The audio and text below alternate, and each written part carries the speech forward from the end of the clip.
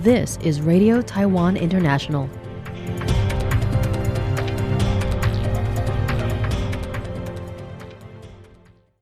Welcome to the news on Radio Taiwan International. I'm Phil Laskowski coming to you from Taipei, Taiwan. We begin with a look at today's top stories for Wednesday, September 17th.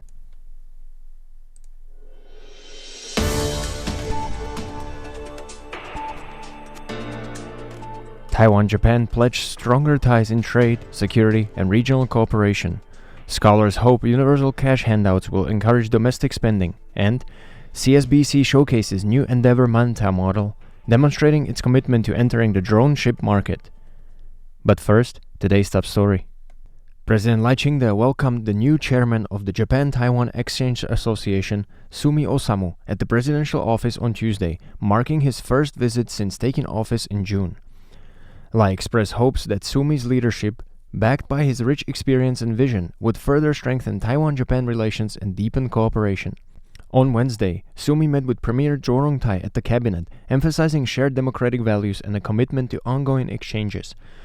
Premier Jo praised the Taiwan-Japan friendship as a global example and highlighted the expansion of cooperation in trade, disaster prevention, and high-tech industries, citing Taiwanese chipmaker TSMC's plant in Kumamoto as a strategic partnership that demonstrates complementary strengths. Premier Jo also urged both sides to accelerate negotiations on free trade or economic partnership agreements to institutionalize cooperation and safeguard regional supply chains. He presented Sumi with Taiwan's representative fruits, including pomelo, pear, golden pineapple, and dragon fruit, as a symbol of deep bilateral friendship. Sumi stressed the importance of Taiwan-Japan solidarity amid global challenges to democracy and the rule of law. He thanked Taiwan for its early aid after Japan's 2011 earthquake and called for collaboration on disaster prevention, demographic shifts, energy stability, and carbon neutrality. The Japan-Taiwan Exchange Association aims to promote multifaceted cooperation from economy to culture to maintain regional peace and prosperity. Estimates from the Directorate General of Budget, Accounting and Statistics indicate that private consumption in the second fiscal quarter grew only by 0.56% or almost zero growth. Scholars believe that the 10,000 NT dollars or $310 universal cash handout recently approved by the cabinet as a part of a special budget could boost domestic consumption momentum in the fourth fiscal quarter or next year. Per the Directorate General of Budget, Accounting and Statistics, private consumption fell short of expansions due to a significant decrease in automobile and motorcycle deliveries and a decline in stock market trading volume. National Central University economics professor Xu Zhiqiang explained that the second quarter also saw declines in the retail, restaurant, and domestic tourism markets. Although Taiwan's stock market trading volume rebounded in August, compared to the same period last year, the decline in trading volume from January through July exceeded 10%.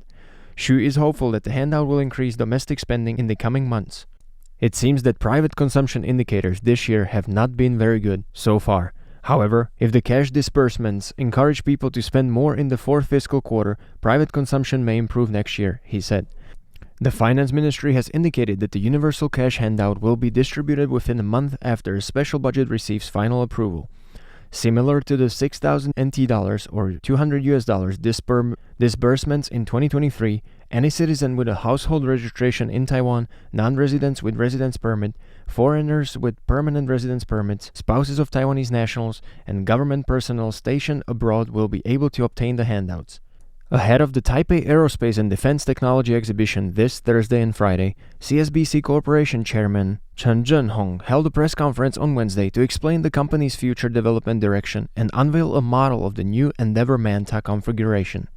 The Endeavour Manta is a military-use uncrewed surface vehicle known as USV or drone ship. Per Chen, USVs will be a key focus of this year's Taipei Aerospace and Defense Technology Exhibition. He explained that the three-hulled design offers enhanced wave resistance, making it suitable for the challenging conditions of the Taiwan Strait. Additionally, the increased deck space allows for greater adaptability to various modular payloads. Chen said that the Ukraine-Russia war has confirmed the combat effectiveness of unmanned vessels on the battlefield. However, given that the waters of the Taiwan Strait are more treacherous than the Black Seas, these modifications for Taiwan's USVs are essential. A trimaran and catamaran are both multi-hulled vessels.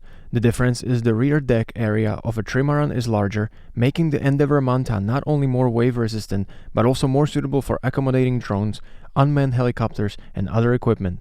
The cost may be higher, but it should be well worth it, he said. CSBC Executive Vice President and a spokesperson Zhou Zhiming further emphasized that USVs are of significant interest to the international market, not just for military applications but also for commercial use. He said CSBC's USV's technology has already received safety certification from the American Bureau of Shipping and is ready for market development.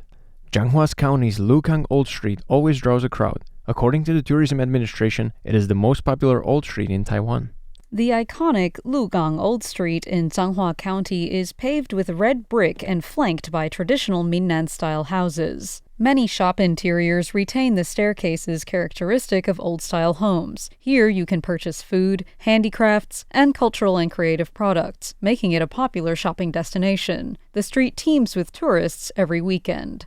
According to statistics from the Taiwan Tourism Administration, Lugang Old Street attracted more than 12 million visitors in the first half of 2025, making it the most visited old street in Taiwan. Citizens say the street retains a more old-school atmosphere than other old streets, and the prices are fairer as well. The street is quite large, boasting more than 100 businesses that offer a diverse range of goods. The traditional pastry shops are especially popular. Competition among old streets in Taiwan is fierce. Lugang Old Street is the highest-ranked old street in the country, with Qisan Old Street and Jiufen Old Street taking the second and third spots. With such a diverse array of businesses and a rich historical and cultural heritage, it's easy to see why Lugang Old Street takes the cake.